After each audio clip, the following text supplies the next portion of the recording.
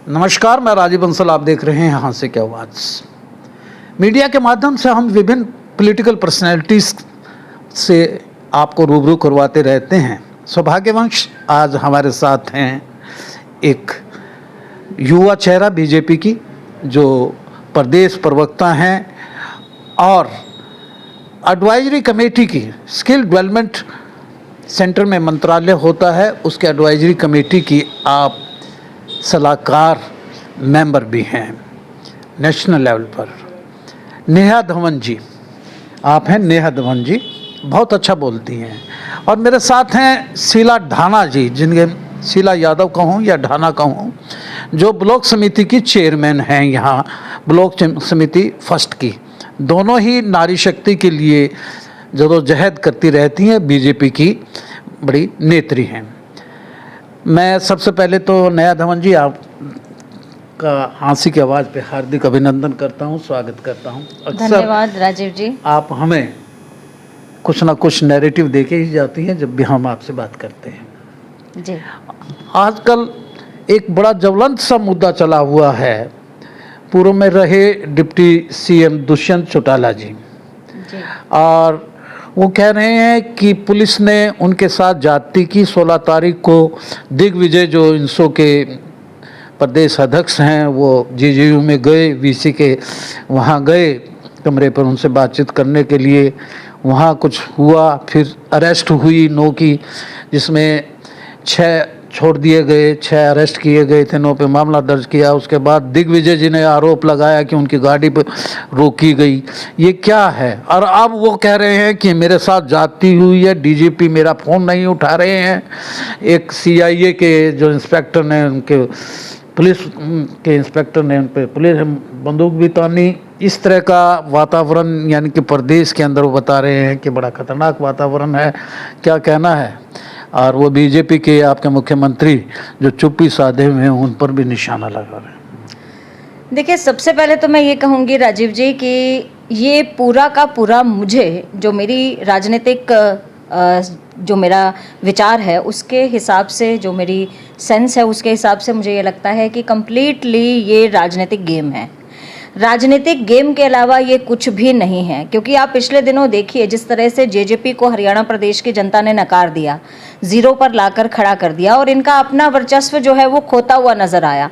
तो किसी ना किसी स्टंट के माध्यम से, मीडिया में बने रहने के माध्यम से, चर्चा में बने रहने के माध्यम से कहीं ना कहीं जेजेपी इस तरह के प्रोपेगेंडा का इस्तेमाल पिछले दिनों भी करती नजर आई, और ये भी कम्प्लीटली एक प्रोपेगेंडा है, इसके अलावा मुझे कुछ नहीं नजर आता। आपके माध्यम से मैं हरियाणा प्रदेश के अंदर जितने भी सोशल मीडिया पर कुछ लोग जो जेजेपी के वर्कर हो सकते हैं, जिस तरह का एक नैरेटिव सेट करने की कोशिश कर रहे हैं कि वीडियो अवेलेबल है, सोशल मीडिया पर वीडियो आया हुआ है।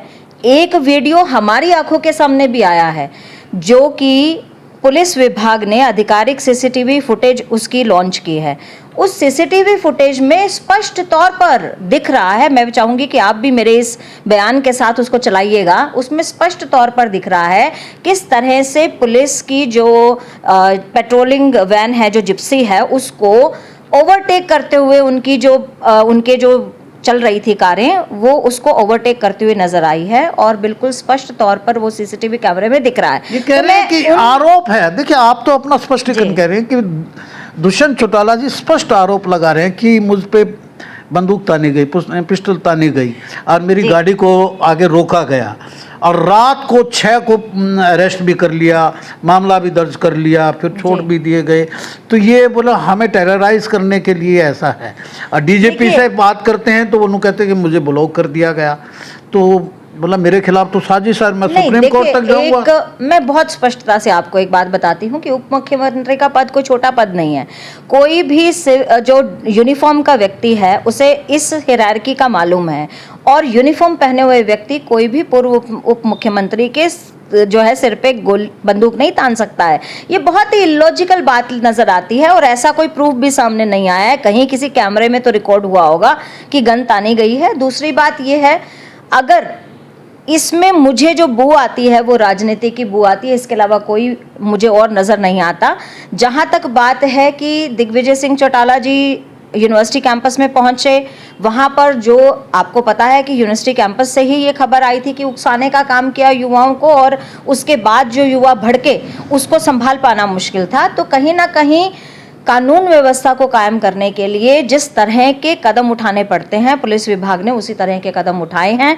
अगर उनका काफिला जो है वो चल रहा था और आगे जाके गिरफ्तारी देने की बात कर रहे थे वो, लेकिन जब उनको एक नोटिस दिया गया कि इन इन व्यक्तियों का जो है हमें कैमरे में दिखे हैं, ये उदंडता करते हुए नजर आ रहे थे या जो हंगामा करते नजर आ रहे थे, उनको छोड़कर वो कह रहे थे कि हम सबको गिरफ्तार करें, तो ये एक पॉलिटिकल गेम ही है, इसके अलावा कुछ नहीं है।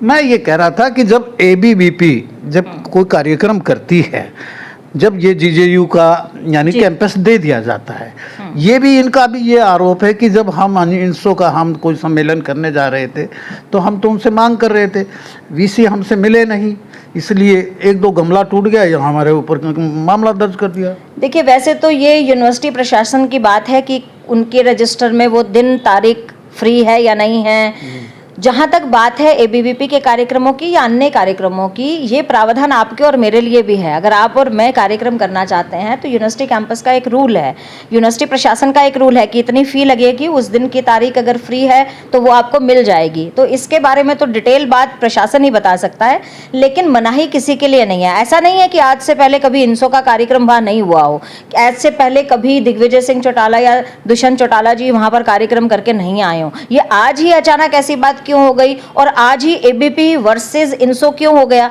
एबीवीपी वर्सेस इंसो इसलिए हुआ क्योंकि इस वक्त उन्हें हरियाणा प्रदेश की राजनीति में वापसी करनी है। हरियाणा प्रदेश के युवा उनको दिखते हैं कि इस तरह के हंगामेबाजी से, नारेबाजी से, इस तरह के प्रदर्शन से हरियाणा के युवा उनके साथ आ सकते हैं, लेकिन ऐसा बिल्कुल भी नहीं है, क्योंकि हरियाणा प्रदेश का जो युवा है अब वो पढ़ाई की तरफ, मेरिट लाने की तरफ मुड़ चुका है। उन्हें मालूम है कि अब राजनीति करने से नौकरी नहीं, पढ़ाई करने से नौकरी मिलेगी। इन्हीं की परिवार से निकली हुई, यानी कि परिवार से निकले हुए हैं जेजेपी, इनेलो की सुने ना जी, दुष्यंत जी के पक्ष में बोल रही है, दिग्विजय जी के पक्ष में बोल रही है, हालांकि दोनों की धुर विरोधी पार्टियां हैं। देखिए, अब इंटरनल इन दोनों परिवारों के बीच में क्या चल रहा है ये ना मैं जान सकती ना आप जान सकते, ये तो इनके अंदर की बात है। अब सुनैना जी को आज इन पर ज़्यादा प्यार उमड़ रहा है। चंद दिन पहले, 1 हफ्ता 10 दिन पहले की आप इनके बयानबाजी उठाकर देख लीजिए, जो चाचा भतीजे के खिलाफ जो बातें चल रही थी वो हम सबके सामने हैं। विधानसभा के पटल पर एक दूसरे के खून के प्यासे थे, ये हम सबको दिखता था, लेकिन आज जो है अब राजनीति है। ये 27 तारीख को हिसार के अंदर बहुत बड़ा सम्मेलन करने जा रहे हैं कि भाई महापंचायत करेंगे हम 27 को हिसार में, और वहाँ दूध का दूध, पानी का पानी करेंगे वहाँ। ये दुष्यंत चौटाला जी की एक बयान आया है। देखिए, मैं इतनी सी बात कहूंगी, किसी भी विवाद को ना बहुत आसानी से खत्म किया जा सकता है। वो बात है टेबल पर बैठकर बात करने की। कानून व्यवस्था हमारे देश की है, संविधान हम सबके लिए है। एक एप्लीकेशन देके जांच भी हो सकती है, और जांच होने के बाद देखिए, उन्होंने अपना कोई वीडियो प्रस्तुत किया नहीं, लेकिन पुलिस विभाग ने एक सीसीटीवी फुटेज बिल्कुल प्रस्तुत की है, जिसमें साफ दिख रहा है कि उनका जो कन्वॉय का जो व्हीकल थे वो पुलिस विभाग के जो व्हीकल थे उनको ओवरटेक करते नजर आ रहे हैं। लास्ट पर्सन टेबल पे कैसे बैठे हैं जब डीजीपी उनको ब्लॉक कर देता है? नहीं, डीजीपी के साथ टेबल पे थोड़ी ना बैठा है, बैठना तो सरकार के साथ में, अधिकारी के साथ टेबल पे बैठ के समस्या थोड़ी ना सॉल्व होगी। अच्छा। जब मुख्यमंत्री हैं और हिरार्की उनको मालूम है, दुष्यंत जी खुद डिप्टी सीएम रहे हैं, तो एक एप्लीकेशन तो लिख ही सकते हैं। वैसे तो हर बार वो बोलते हैं कि हम हमेशा मुख्यमंत्री को लिखते रहते हैं, तो इस बार भी लिख देते कि दूध का दूध और पानी का पानी हो, इसमें महापंचायत की क्या आवश्यकता थी? तो ये हाशिए पे आ गए, इसलिए अपनी खोई हुई जमीन तलाश रहे हैं। 100%। देखिए, आज आप भी जानते हैं जो दिखता है वो बिकता है। मीडिया में बने रहने के लिए पॉपुलर तो वो है, मैं ऐसी बात नहीं कहूंगी कि वो पॉपुलर नहीं है, लेकिन दिन प्रतिदिन मीडिया में बने रहना भी, ये कॉन्टिन्यूएशन जो है पॉपुलैरिटी की, वो भी उनको अभी मुझे लगता है कि बहुत ज़्यादा उनको ज़रूरत है। इसलिए मुझे लगता है कि ये कंप्लीट राजनीतिक गेम है, इसके अलावा कोई प्रोपेगेंडा, ये प्रोपेगेंडा ही है। अच्छा, एक और है, नारी शक्ति वंदन अधिनियम। जब बिल टर्न डाउन हो गया लोकसभा में, तो अब आप राहुल गांधी जी को क्यों कोस रहे हैं कि देखिए कि भी ये समझना बहुत जरूरी है राजीव जी। 33% जो महिलाओं का, बिल्कुल, ये समस्या को समझना बहुत, एक छोटी सी बात है, इसे समझना बहुत जरूरी है। 2 लाइनों में समझाऊंगी। बिल टर्न डाउन हो गया 2/3, आप समझिए, कानून वो बन चुका है, कानून बन चुका है, कानून को नहीं हटा सकते। वो कानून पास हो चुका है, उसे कब से लागू करना था उस चीज को उन्होंने डिले किया है कि कब से लागू करें, उस चीज को उन्होंने गिराया है। लेकिन ये कानून बन चुका है, आज नहीं तो कल ये लागू होगा। देश की महिलाएं इस बिल को लागू करवा के मानेंगी, चाहे विपक्ष इसके पक्ष में हो चाहे ना हो। महिलाओं की मांग पर विपक्ष को इसे लागू करना ही होगा। जब सरकार में बैठे लोग देश की महिलाओं के अच्छे भविष्य के बारे में सोच रहे हैं, अच्छे राजनीतिक भविष्य के बारे में आम महिलाओं के लिए सोच रहे हैं, तो विपक्ष जहां नहीं सोच रहा, चाहे वो कांग्रेस हो, सपा हो, तृणमूल कांग्रेस हो, प्रियंका गांधी, सोनिया गांधी और ममता बनर्जी और साथ में सपा की यादव, मैं सबको ये बात कहना चाहती हूं कि आप अगर महिलाओं को नकारेंगे तो महिलाएं आपको नकारेंगी। 48.5% जनसंख्या इस देश की महिलाएं हैं और अगर 48.5% जनसंख्या ने, आधी आबादी ने इन सभी विपक्षी दलों को नकारना शुरू कर दिया, तो ये जो अब हाशिए पर पहुंचे हुए हैं ना कांग्रेस वाले, ये हाशिए से भी दूर जाते नजर आएंगे और कुर्सी से दूर मेरी हो बात जाएंगे। सुनेंगे, 2023 में ये पारित हो गया जी। था, उसके बाद 3 साल आपने लिंगरिंग ऑन क्यों किया? ये तो ये कह रहे हैं कि ना इसके पीछे एक स्ट्रेटेजी है, आपकी एक व्यू रचना है, नया परिसमन में आप सीटें बढ़ाना चाहती हैं। इसी बिल पास तो हमने 2023 में ही कर दिया था। बहुत टेक्निकल विषय है, इस पर हम अलग से एक पॉडकास्ट करेंगे क्योंकि बहुत जरूरी है, लोगों को ये बात क्लियर होनी चाहिए। परिसीमन के बाद सीट बढ़ेंगी ही बढ़ेगी, जनसंख्या काउंट के बाद परिसीमन आएगा। परिसीमन का मतलब ही यही है कि विधानसभा और लोकसभा की जनसंख्या के अनुसार सीटें बढ़ें। जबकि अभी इस वक्त जो 1 घंटे का समय माननीय अमित शाह जी ने मांगा था, उससे इन सभी दलों को फायदा था, कांग्रेस को भी फायदा था। लेकिन जिसकी बुद्धि भ्रष्ट हो, जिसके पास में राहुल गांधी वाला नेतृत्व हो, जिसके पास विदेशी दिमाग हो, सोनिया गांधी जैसा, वो कभी भी देश के हित में और अपने हित में, अपने संगठन के हित में सोच नहीं सकता है। कांग्रेस ने अपने पांव पर खुद कुल्हाड़ी मारी है। जब हमने कह दिया था कि हर राज्य की 50% सीटें बढ़ा देते हैं, हमें 1 घंटा दीजिए, हम संशोधित फिर से लाते हैं, लेकिन वो ये बात भी नहीं समझ पाए। अब जनसंख्या के अनुसार परिसीमन तो होगा ही होगा। 81 वर्ष की जो लिमिट थी 21 वर्ष की, वो तो पूरी हो चुकी है। अब परिसीमन के बाद सीटें तो बढ़ेंगी ही बढ़ेंगी। नेहा जी, आप बड़ी सुविधा की राजनीति करती हैं। जो कभी तो दुष्यंत जी को कहते हैं कि आप हाशिए पे आ गए, आप अपने न्याय की बात मत कीजिए। कभी राजीव गांधी जी को राहुल गांधी जी का पुतला फूंकते हैं कि भी तुमने आरक्षण, महिला आरक्षण को टर्न डाउन कर दिया।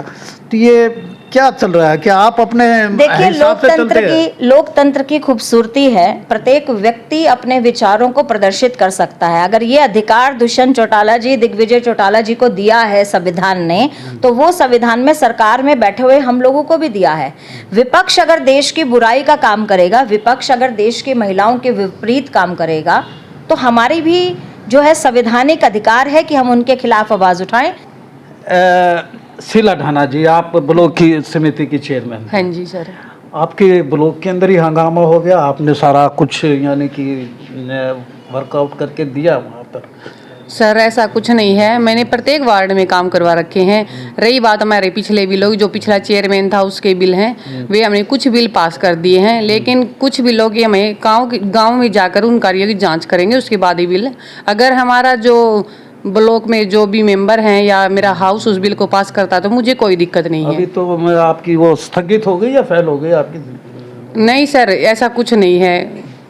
नहीं है? नहीं सर। और ये नेहा जी की बात से कितना इत्तेफाक करती है? नारी का जो आरक्षण जो बिल फेल हुआ है, उस पर कांग्रेस के बारे में क्या कहना चाहेंगी? सर हमारे नारी शक्ति को जो हमारा सम्मान मिलना चाहिए था वो नहीं मिला, लेकिन हम अपना बिल ये पास करवा के रहेंगे। और नेहा जी का कहना है कि दुष्यंत चौटाला हाशिए पे आ गए हैं और अपनी जमीन तलाश रहे हैं, इसलिए ऐसे बात करते हैं। देखते रहिए यहाँ से क्या बात।